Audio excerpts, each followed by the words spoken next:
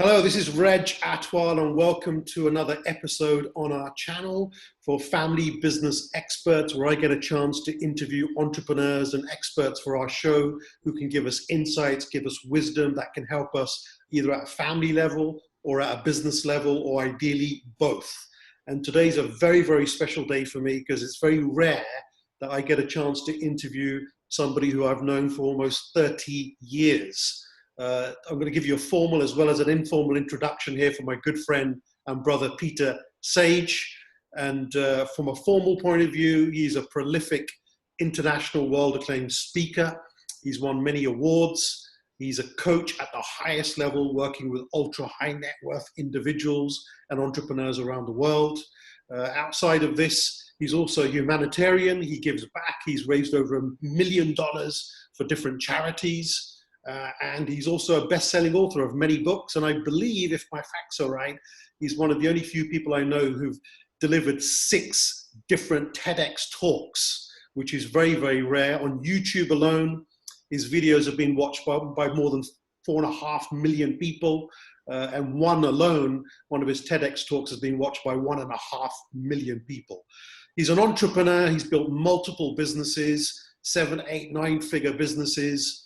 He's succeeded as well as failed, and he'll hopefully tell us about his entrepreneurial journey, what works, what doesn't work, and the lessons there. On an informal note, back in 1989, he's 2 months older than I am, June the 13th, I believe. 2 months older than I am, but back in 1989, when we would have been young 17-year-olds, our entrepreneurial journey started. And we both ended up getting into the personal development space and going on our journey. So we go back a long way, and welcome, Peter. Thank you very much for joining me. Wow, Reg.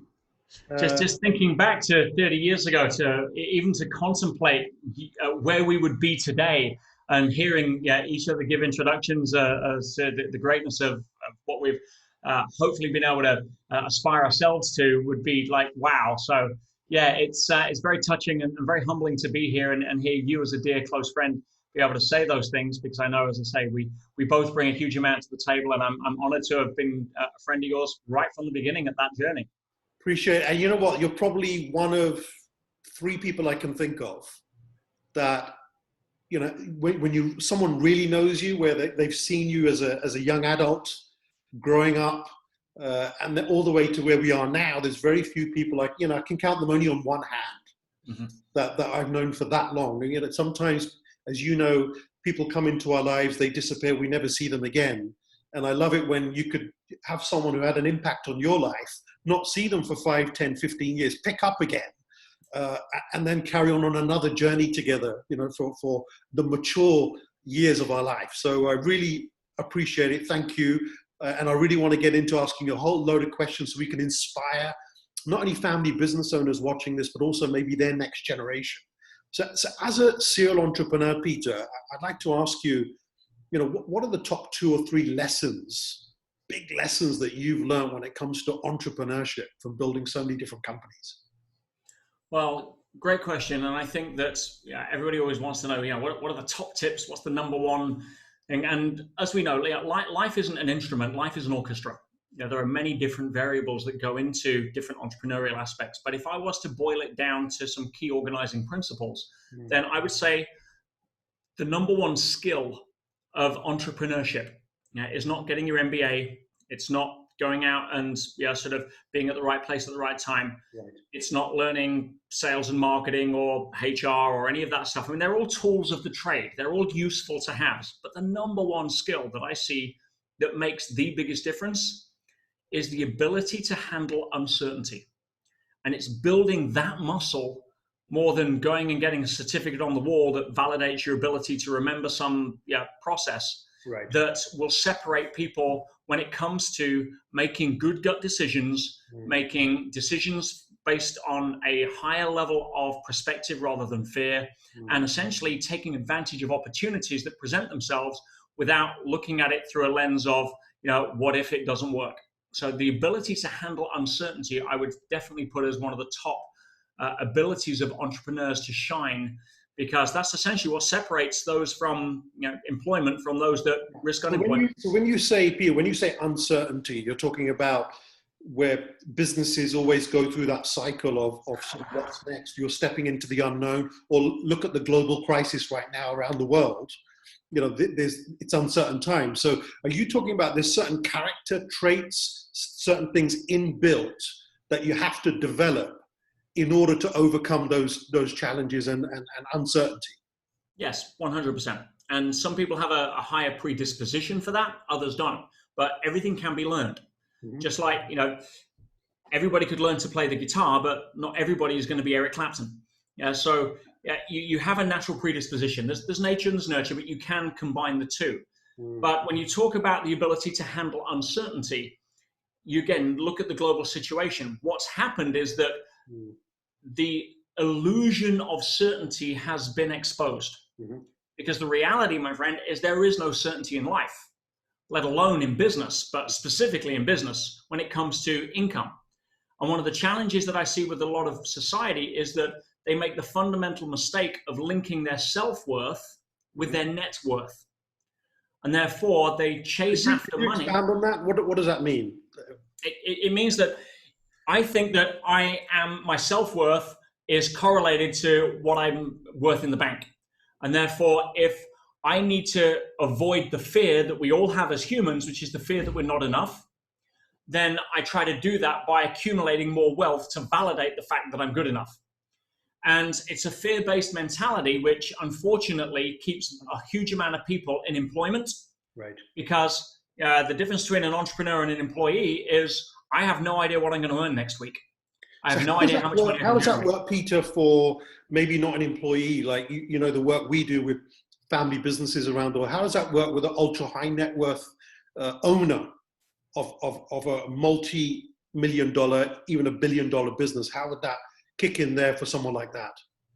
Well, there's different layers and stratas of psychology that go along with that. So, for example, if you have essentially built your family business, then you have a legacy that you're looking to pass on or protect to members of your family. So you have a whole different series of generational wealth issues that you need to deal with. Yes. Because your offspring or siblings may not have the same ideas, the same ability to handle uncertainty. They may have a different sense of attitude towards entitlement versus risk assessment. You may be far less willing to risk something that you've already built than something that you're currently building. Right. Yeah, so there's a lot of different aspects there that affect ultra high net worth individuals as opposed to you kind of young solo entrepreneurs or people starting out. Mm-hmm. And you see that a lot when it comes to changing the risk profile. And obviously, if you've got financial security to the point of financial freedom, providing you're not too leveraged where a crisis like this can really pull the blanket, then you have a slightly different energetic connection to what's happening because, you're still going to be able to eat. You're still going to be able to have a roof over your head. That's a big question for a lot of people that were kind of starting out or, as I say, in employment. So if you're linking significance to your sense of, I have a $1 billion company, and as a result of that, you are trying to maintain an elevated position of significance, then you have a different set of issues to deal with because now it's not about how do I pay wages, it's how do I maintain my status, which depending on the culture has a lot of different aspects to it. I mean, you were just explaining about how great your kids are doing. And especially in the Indian culture, there is a huge amount of pressure historically from kids to want to do well for their parents to approve. You go to Japan, one of the highest suicide rates in the world, if not certainly in Asia, where people are under a huge amount of pressure to perform in order to be good enough. So there's a lot of different social dynamics that encroach in that as well. Would you say then there could be different types of insecurities maybe for someone? I'm curious to know, Peter, what's your thoughts on ego? This beast. Small word, big topic.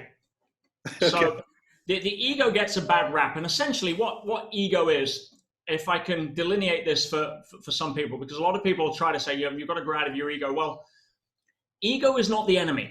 I'm sorry, Ryan Holiday, but ego is a part of how we have evolved that serves a purpose that is no longer as applicable in today's society as it was. I'll elaborate. So when we were growing up and we had, as a species, and we had, let's call it a lower level of consciousness, we were a little bit more primordial, a little bit more instinctive than creative in terms of free thinking as we've evolved into. Yeah, thanks to the prefrontal cortex, the neocortex, the crowning achievement of human biology. So prior to that, the ego is all about self-preservation. It's self first, other next. And that allowed us to get to where we are now because, if we want to be nice and benevolent to that hungry lion, that's not an attitude you want to have. I'll contribute myself to lunch. No. So we've evolved with the ego, which is a sense of self-preservation, me first, internal insecurity, protection. So it's not about trying to get rid of it. You can't get rid of that any more than you want to wish your tonsils away in a dream. It's not going to happen. Right? You have to understand what role it plays. Now, as we move forward, especially as entrepreneurs, especially as head of family businesses, we have far more of a responsibility to other than self. That's how you can essentially delineate rises in emotional maturity. Unless you're a tyrant, unless you're a power god, unless you're somebody who's, it's all about trying to build my business so that I can control, command, be powerful. Can I ask you, Peter, a lot of the work that you do, and having a chance to witness one of your programs as part of the Sage Business School, with 400 other people, you spend a lot of time, on the inside. It's a bit like the title of your book. So could you walk us through what are some of the steps that leads to transformation, success, building great businesses, being happy, having joy in your life, having the right balance? What are some of those steps that you have to work on from the inside? Every single business owner, ultra high net worth individual that I've worked personally with and created the breakthroughs that I've had has usually come to me initially because of a problem in their business. And the challenge is always the fact that they think the challenge is in their business. And it never is. The business is simply a reflection of the business owner. You fix the habits and the patterns inside the business owner, and the business will take care of itself in many different ways. And one of the challenges is that emotional maturity and biological maturity are not necessarily correlated.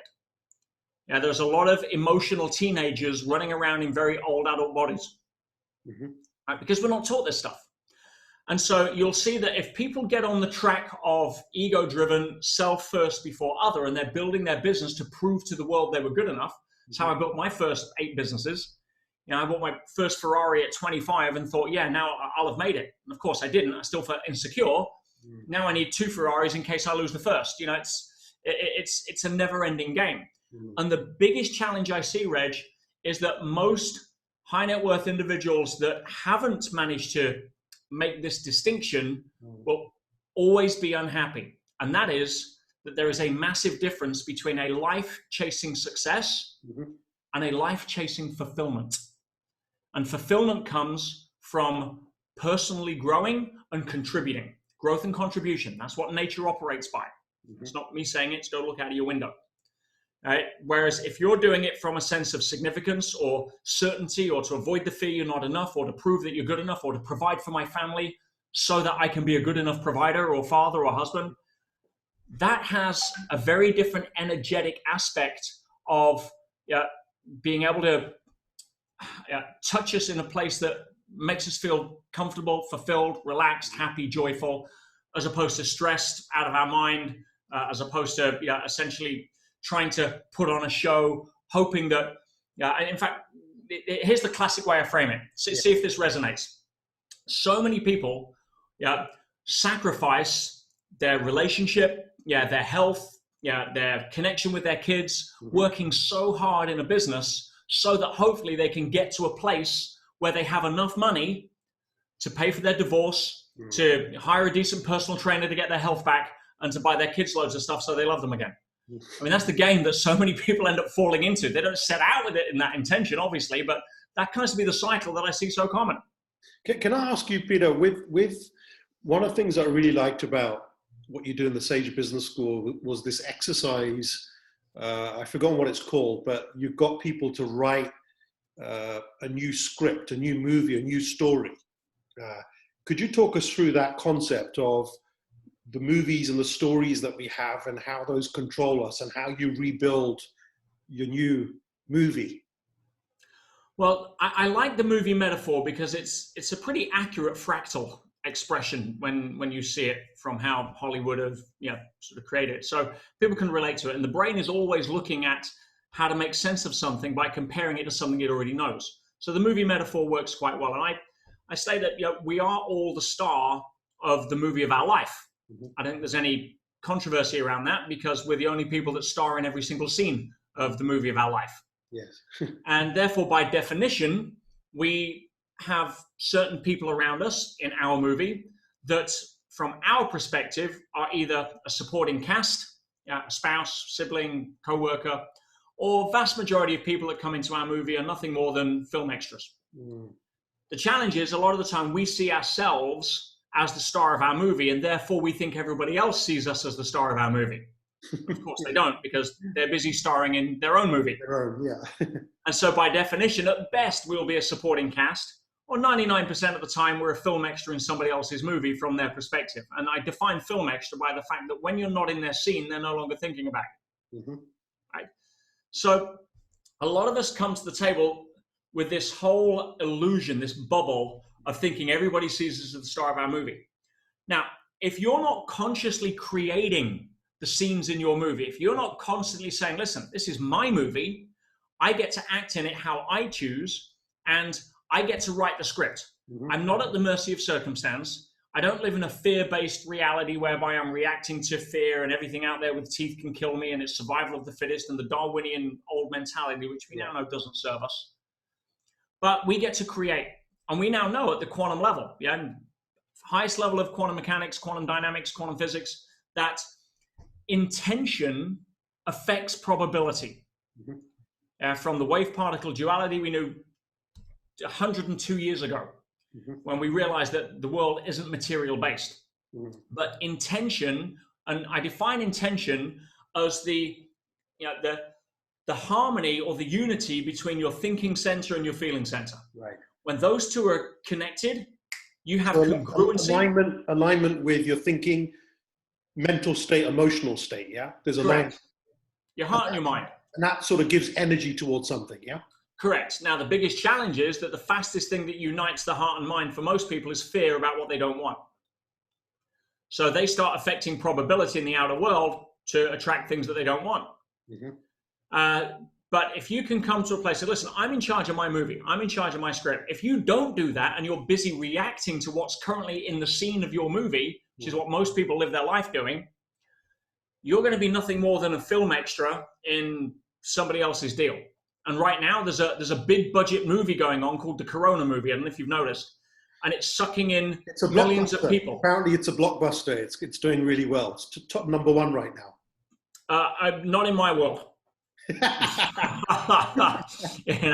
am not going to be sucked in as an unpaid film extra in the Corona movie because that ain't a good choice for an acting career. Peter, can I ask you then, if you end up creating a new movie, okay, a new script, okay, and you know what that movie looks like now for the future, we're now going to get ready to actually film it and turn it into reality. There is a contradiction here, isn't there? Because on one side of the hand, we've got our movie and our script ready, but on the other side, it's not going to play out that way. It's not designed to. Yeah. We live in a non-linear world. The only place where the fastest way from A to B is a straight line is on a piece of paper, according to the left brain. Now, when it comes to making the jump to emotional maturity, mm-hmm. there's two key benchmarks that exist in most people's lives, which are kind of the cornerstones of next levels of growth. Mm-hmm.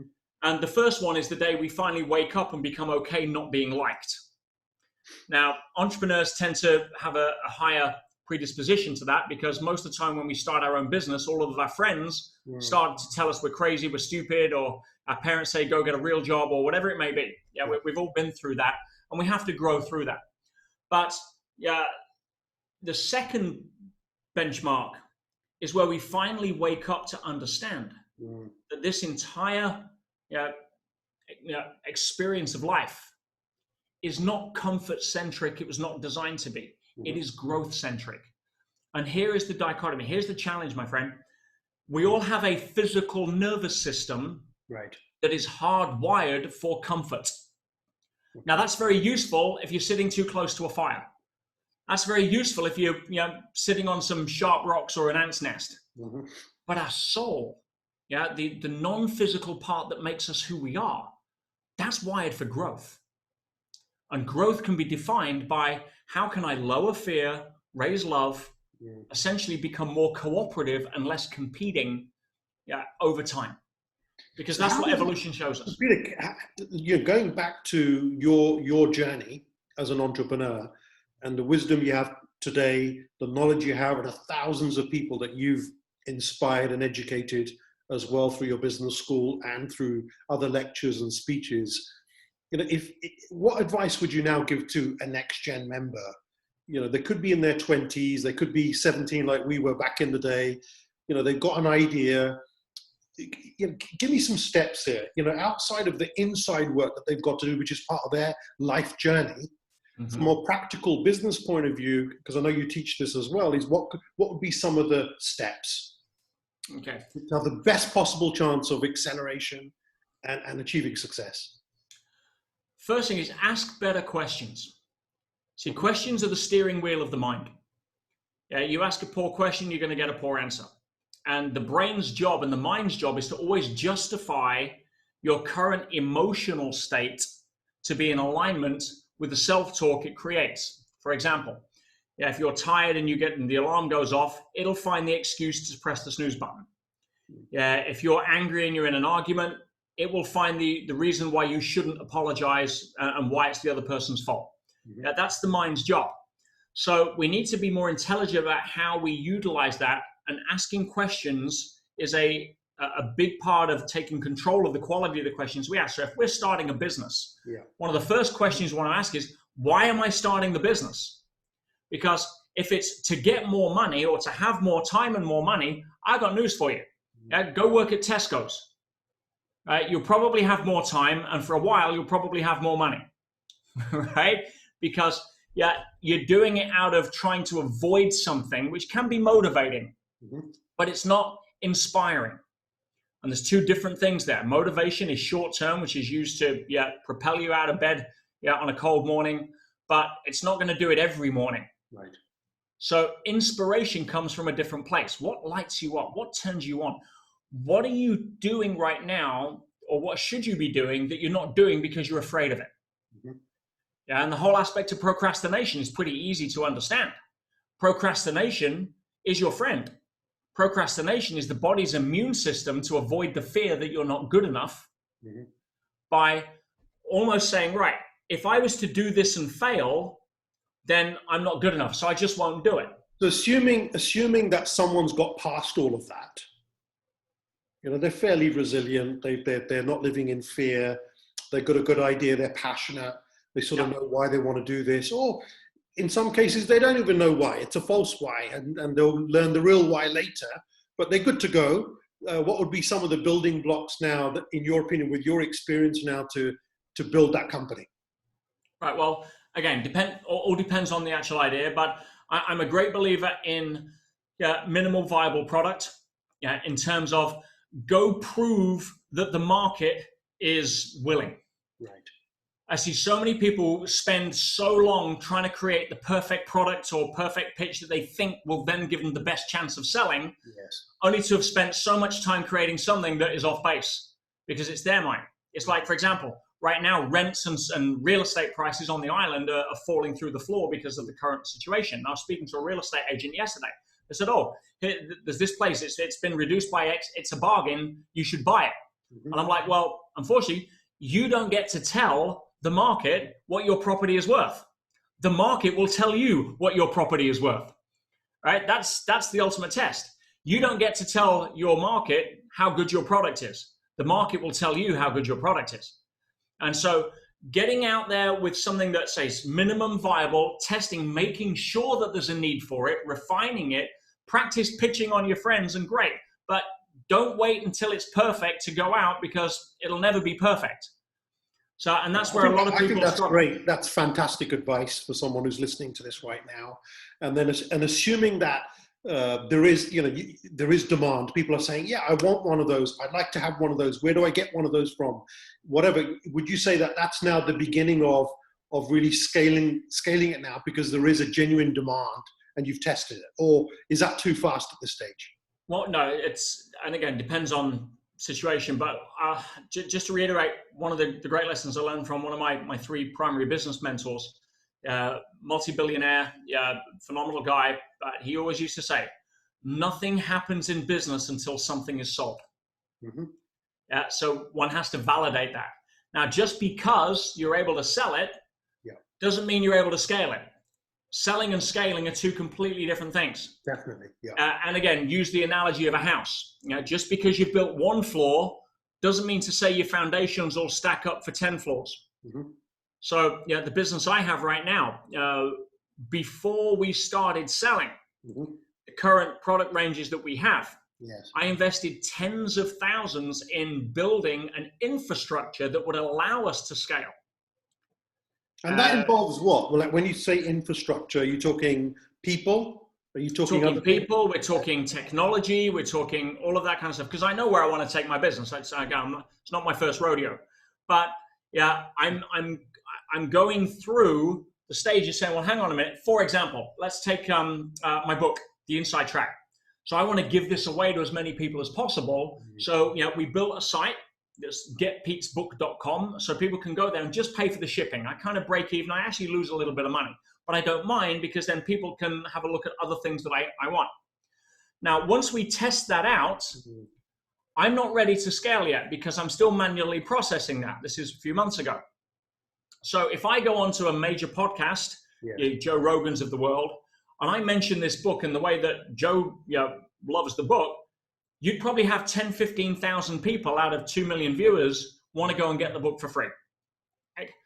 But on our current situation, that would be 4.5 months of 3 people full-time tapping into a keyboard. So that's not going to work. So it goes back to the infrastructure, being prepared for that. Correct. We build the API, we build the automation, we build the print-on-demand relationship. So if now, even though I've put in all of that investment that we don't currently need, now I'm ready to go on the bigger podcasts. By the way, for the 2 million people who are watching this right now, just go to the description area below, and the link is there to make sure that you go to Pete's website and you can download the book, okay? So I hope your infrastructure is ready. You may have to take a zero off the 2 million, but we'll get there. I have every confidence in your ability to reach all the people we need. But that's my point of being. So building and scaling are two different things. You don't want to build for scale if you haven't validated your model. But once you validated your model, don't run out, because you and I must have seen so many times and experienced, cash flow is king, especially in a world where it's harder to borrow or harder to get access to credit lines, depending on where it's at. Not so much now because of all of the new liquidity trying to be pumped in to keep up the false system going. But when it comes to being able to get access, you run out of cash. There's a lot of businesses that were amazing that scaled so quickly they blew up. Well, that's happening right now, isn't it? I mean, at the end of the day, it's all about cash flow. And then there's certain businesses out there where, yes, they've got the cash flow, but then they have debt. And, and so therefore the outflow it's going just as fast. And therefore they're not in a position where they've got the reserves they require to get out of maybe a crisis situation. A lot of dominoes in there, especially in Dubai, for example, because Dubai, as we know, is built a lot on promise notes or post-dated checks. And with the best will in the world, writing a check, you're relying on somebody else's check to clear a lot of the time for your check to clear. So when something doesn't happen through no fault of your own and you don't get paid, that domino effect can go out. So if you're not prepared for something like that, or you're over leveraged, then that's a hard lesson. Pete, can I ask you what's been the learnings for you based on two different models there where I've seen, in your entrepreneurial journey? One would be Peter Sage as a brand, very lean structure, outsourced teams around the world, very clearly defined purpose and vision, okay, and seems to have a very simple life, okay. walking your two dogs every day in the Tenerife Mountains, versus another Peter I know from the past that literally was working on a multi-billion-dollar startup project, in space, and probably ahead of the game when it comes to people like Elon Musk and others, where it probably would have been the other way around. They're saying, oh, yeah, are you the next Peter Sage? Because you're one of the first people who was thinking at that grand scale. And for whatever reason, things did not work out. Okay. But you learn a lot from that. I want to understand your version with these two business models. Yeah, well, it's 31 years this year as an active entrepreneur. Yeah, I'm 48 next month, and I've been unemployable as you have since I was 17. Yeah. So from my side, my early days was all about building companies traditionally. Yeah, dozens of staff and overheads and offices and budgets and all the usual board of directors and advisors and all of that stuff. And it's a game I know how to play. Yeah, I've swam in that pool, and I can hold my own at the highest level. The challenge is for me now is that my identity has started to shift. Along with 30 years as an entrepreneur, as you well know, I've been 30 years very active in personal growth. And as a result of that, I've been very blessed to have some mentors and been on a journey that's allowed me access to insights that some people may not yet have had the opportunity to avail.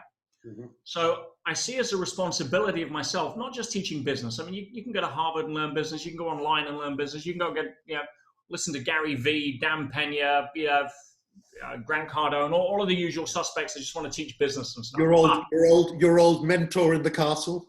Indeed. But what they can't teach you is the kind of deep levels of human behavior, retrospection, and psychology that allow you to become the best version of yourself. Yeah, which is why we see a lot of people with a lot of money put a rope around their neck, or end up as alcoholics, divorced, and with no relationship with their kids. So I've got a lot of feedback over the years, starting actually when I was in Dubai, and that I should start switching more from being an entrepreneur first and a teacher second to being a teacher first and an entrepreneur second. Interesting. And and I'm a great believer that if you don't listen to the whispers, they start getting louder, and eventually they'll hit you around the side of the head. It's the feedback principle of life. And so, I started finding that doors were getting harder to open with that previous business. Right. And I can shoulder barge. I can work 27 hours a day. We've played the game.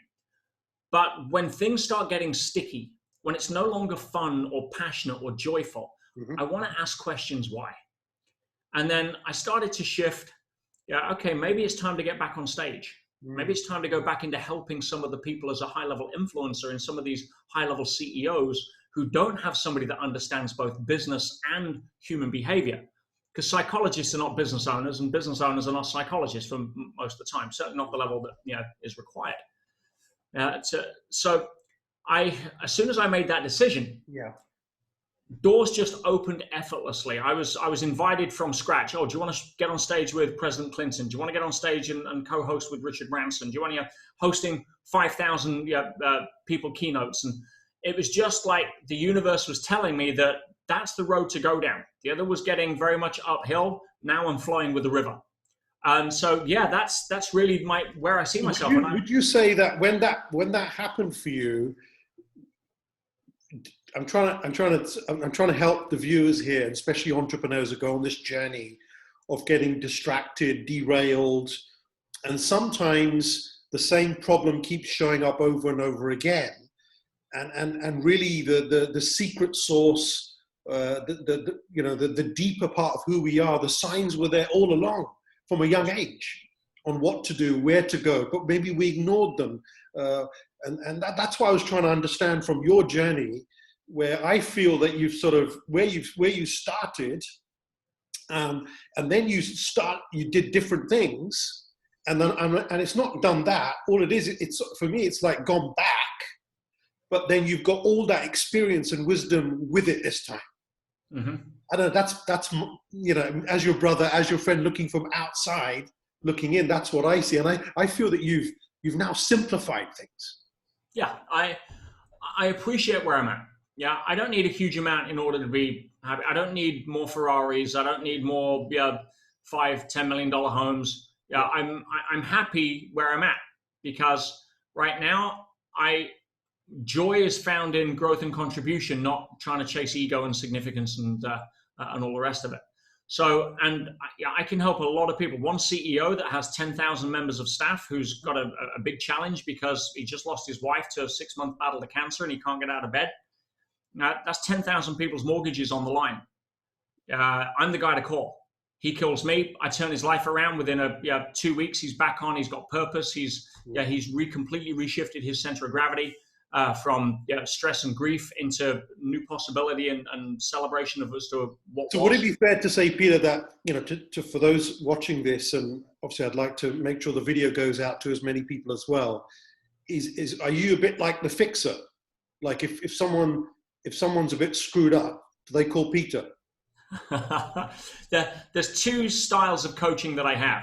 Yeah. One is what I call the bullet strike model, which is what you call the fixer. Yeah, I've got a problem. Yeah, a client sells his business for 30 million. The day he sells it, his wife files for divorce. Why? Because he's been emotionally unavailable for 10 years building his business. She's fallen in love with the pool boy. She's now got a $15 million payday to celebrate. So he's now doing 10 grand a week in the casino and a bottle of Jack Daniels a night. At that point, I'm the guy to call. So yeah, that's the fix it model. Yeah, my previous mentor, say multi-billionaire, 2 weeks before he signs a $3.6 billion in cash out deal. Yeah, not a bad payday. Yeah, his younger brother commits suicide. The deal meant nothing to him. The money meant nothing to him. He didn't go to the closing party to celebrate with his friend. He was massively depressed. Didn't care about anything. Right? I'm the guy to call.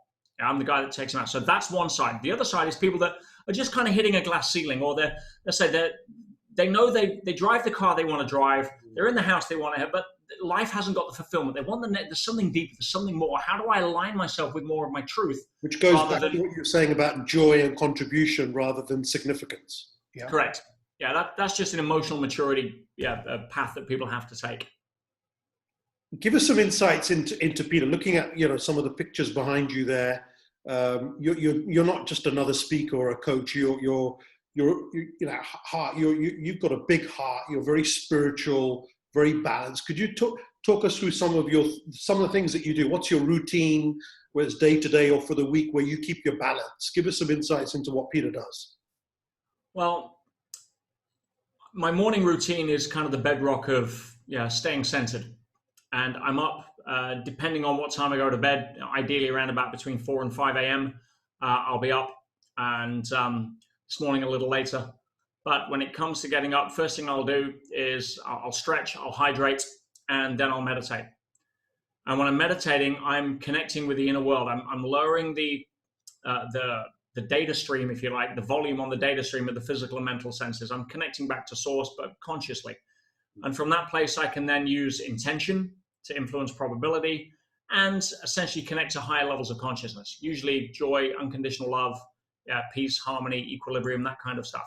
Why is meditation important, Peter? Because there's a lot of people out there. I mean, I've been meditating for many, many years, probably 25 years now, but there's a lot of people don't get it. They don't understand the value of it. Why is it important?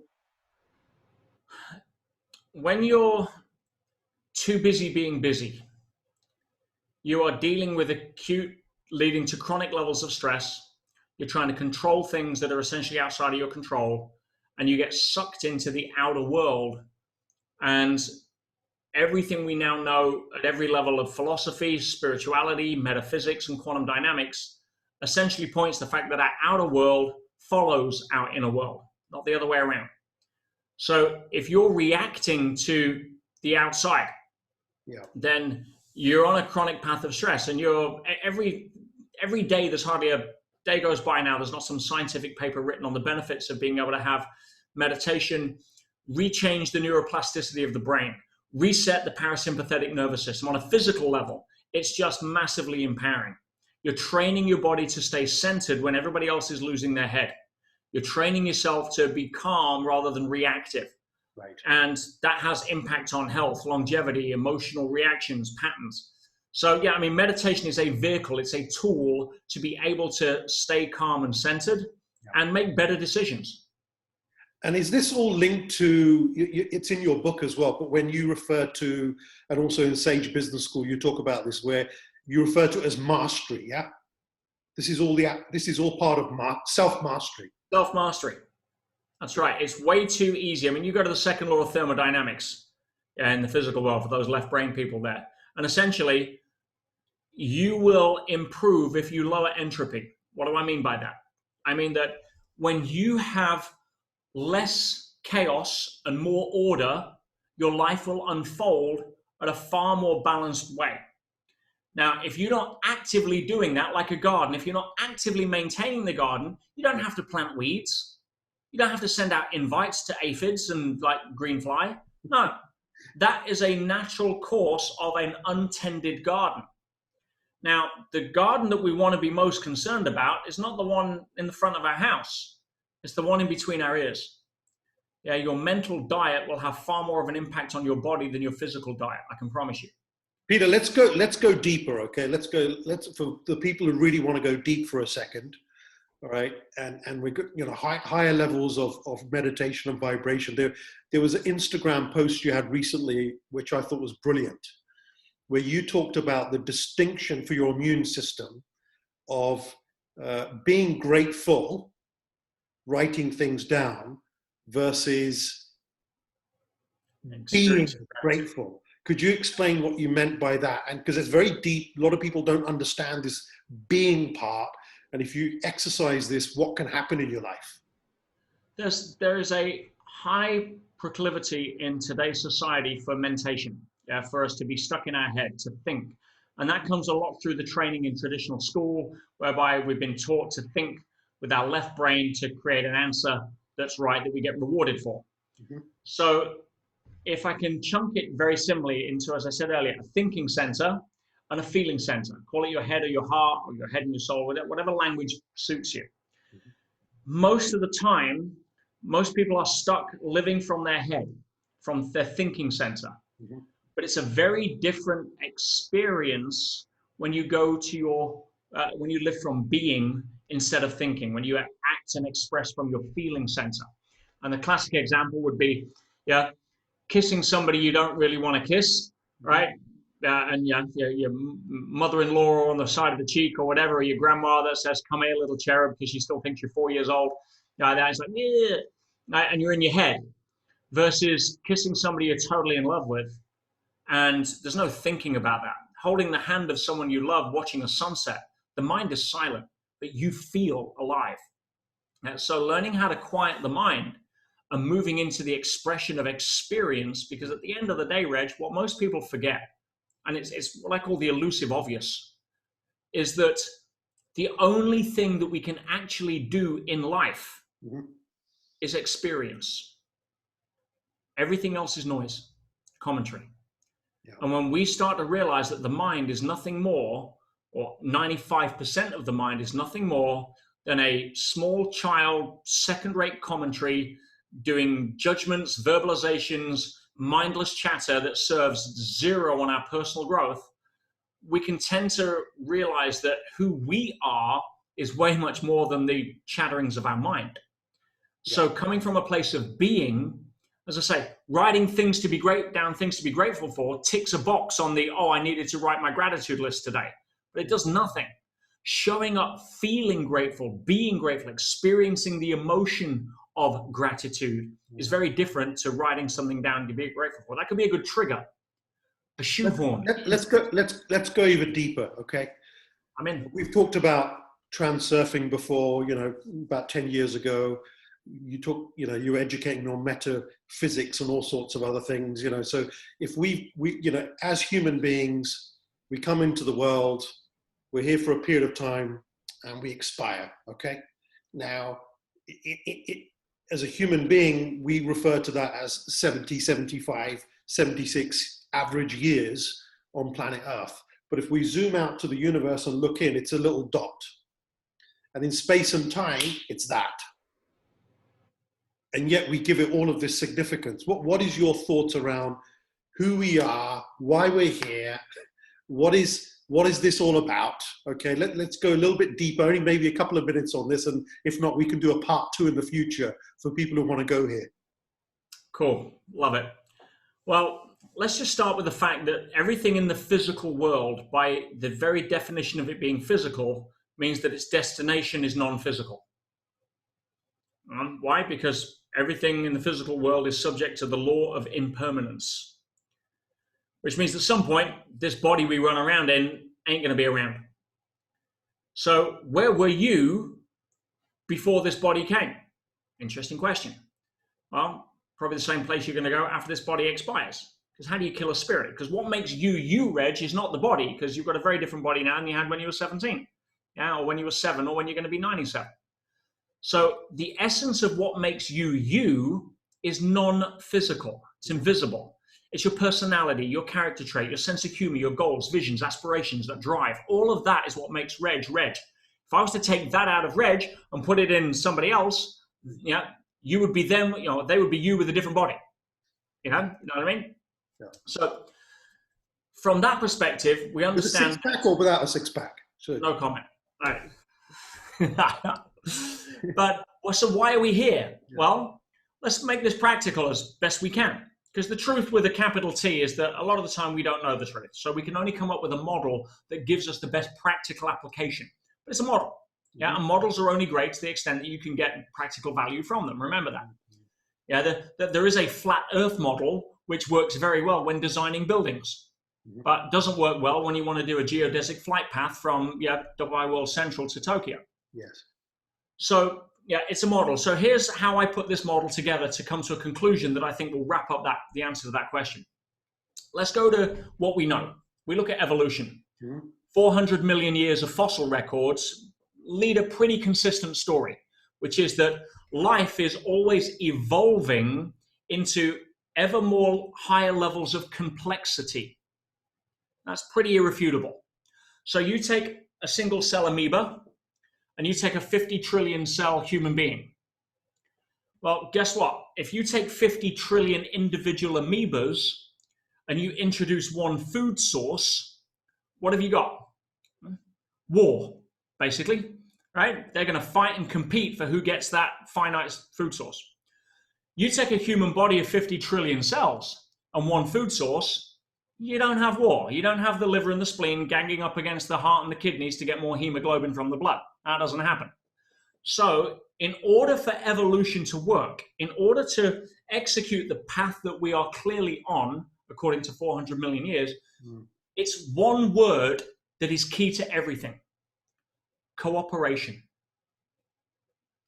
Human body has 50 trillion cells that have to cooperate in order to survive. I thought you were talking about my wife, who you know extremely well. I thought you were talking about a different type of cooperation then for a second. Marital advice is a different podcast. I'm not qualified for that one. Yeah, keep me on dog training. I'll be fine. But but the cooperation, yeah? Cooperation. So here's my question. If you extrapolate the word cooperation towards a logical conclusion, you kind of hit one destination, which I call unconditional love. So why are we really here? We're learning how to grow up so that we can love better. Right. That's my take. That's the simple one-liner dot. Yeah. Pretty much. Do you find as human beings with evolution, we look at technology in today's world and what's happening. We're talking robotic engineering, artificial intelligence, all these wonderful things, self-driving cars, who knows what's next, Do you feel this is a good thing for evolution of mankind? Do you think we're complicating things? The only decision you really have to boil it down to is this, or understanding rather, is that technology is simply a way of expressing and leveraging the current level of consciousness that you're at. So people say, oh, artificial intelligence, is it going to kill us? Well, take computers. Yeah, people that put computer viruses together have a low level of consciousness. People that use computer technology to help save lives have a higher level of consciousness. You see, a tank can be used to take somebody to hospital. Yeah. An ambulance can be used to run somebody over and kill them. Yeah, it's down to the intention of the driver. Yeah. So as humanity, the question we need to ask ourselves, Reg, is this: are we introducing levels of technology before our level of consciousness is qualified to be a healthy custodian of that technology? And that's the variable that'll play out. Yeah. I love it. I love it. Yeah. I wish I could spend another couple of hours talking about these things with you. So let's try summarize. First of all, for those of you watching this, if you like the content, hit the subscribe button, leave your comments, make sure you go to the description area so you can get hold of Peter, Peter's website details, follow him on Instagram. He's got some great other videos on his YouTube channel. And check out more about what he's doing, especially for the Sage Business School. But before we leave our viewers, Peter, you're going to be 48 this year soon. I'm going to be 48 in a couple of months' time. Imagine we both get to 100 years of age, 2072. Okay, chilling out together, maybe joining you in Tenerife or wherever you're going to be. And we'll be running a marathon, but carry on. Yeah, maybe another planet, I'm not sure. And you're looking back, what does that journey look like from now till then? Assuming you haven't even got to half stage, haven't even got to 50%. Again, the question is, did I do okay? Did I do the best I could? I'm not here to be perfect. That's an illusion, right? If you're getting 100% on every test in school, you're in the wrong class. Yeah, and a lot of the time we learn more from our wrong answers than we do our right answers, providing we learn. Yeah, but for me, it's like, okay, was my own journey one that fit within the parameters of evolution? Was I, in my 20s, I was a dick. Yeah, I was a complete idiot to work for. Yeah, I was controlling, I was belittling, and that's okay because, when you're 4 years old, you believe the moon is made of cheese. Right, and that Santa's coming. That's a perfectly natural expression for an emotionally immature 4-year-old or an emotionally immature 24-year-old as a boss trying to prove to the world he's good enough by avoiding the insecurities. You say you just want to do good and it's not about perfection. Is there, like people have objectives, targets, it has to be measurable. Do you have any of that as part of your vision for the next 20, 30, 40 years or no, it's just going with the flow? The legacy is about how well am I able to interpret, understand, and execute what I believe to be my truth. And you talk about this in your book. That's the first step, the truth, your truth, yeah? Your truth, right? Which is not going to be anybody else's truth. And providing you're not hurting anybody or they're less than because they cross your path, providing you're trying to learn from going forward, do the best you can without some utopian, fictional perfection destination. Yeah, I'm not here to try to build schools in my name and do any of that stuff. No, you take Nelson Mandala. Nelson Mandela didn't build any schools, but because of who he was and how he showed up, many schools got built. Right. Yeah, leaving a legacy is who you are, right? Not what you do. And for me, that's the path that I feel I'm on. Peter, you're in a very unique position because with the family business clients that we deal with, in most cases, they're a second, third generation. There is a succession plan. And we know sort of who's going to take over the next stage of that journey so they can build a 100+ year legacy. So when it comes to Peter Sage, you are a first generation serial entrepreneur. You're doing lots of great things. What will be part of your succession plan? What happens? The hearts and the minds of the people I'm grateful enough to be able to touch. That's it. I don't need a 100-year-old business. I don't need pictures on the wall in a hall of fame. All of that is transitory. And as I've worked with many high net worth family planning offices, etc., one of the things that one has to understand, you have no right over what your kids do. Right? You can have an intention, but no one's going to run the business the way that you want them to run it because they're not you. They're going to have different ideas, and if they choose to make the mistakes and do everything else, it doesn't impact your own sense of significance or self-worth. Your job is to do the best that you can and hopefully provide the best foundation for your kids to follow suit. And if they choose to run off and go and live on a kibbutz for 2 years or run off with the homeless guy on the corner they fell in love with, there's not a lot you can do about that when it comes to other than forced control. Yeah, I get it. So I think, where I was leading to with that, because I remember when you ran your Sage Business School and you said the 400 or 500 people, all those people, that's your family. And so Sage Business School and other things you're doing, I'm sure, long after both of you and I have left this phase of our life in body form, I'm sure it will continue, okay? Because I think you've got so many great ambassadors for your brand, and people absolutely believe in your content. You've transformed a lot of people. And what I love about you, Peter, is when you deliver your programs, you're just so authentic. You're just so real. And a lot of people won't know this, but if you get a chance to get permission to get into the Sage Business School private Facebook group, and you see some videos, you'll notice that Peter delivered the entire session over 3 days, 12, 13, 14-hour days with one arm, okay? Do you remember that? Yeah, I don't know how you did that, but I don't even know what you did to it, by the way, but all I know, it was all strapped up for 3 days. Yeah. I had major shoulder surgery just a few weeks before. And I had bone reconstruction, ligament reconstruction, and I was told that I wouldn't be able to get on stage, but of course, you know what my attitude to that is. And yeah, so 40 hours of content in 3 days with one arm was just like past the salt. Wow. That's what had to happen. So Peter, we're going to come to an end with our episode here.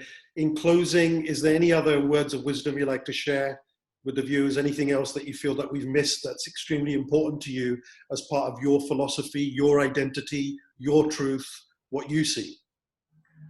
I would just say to remind people that no matter why you think you started your business, no matter what legacy you think you're trying to leave, you're already good enough.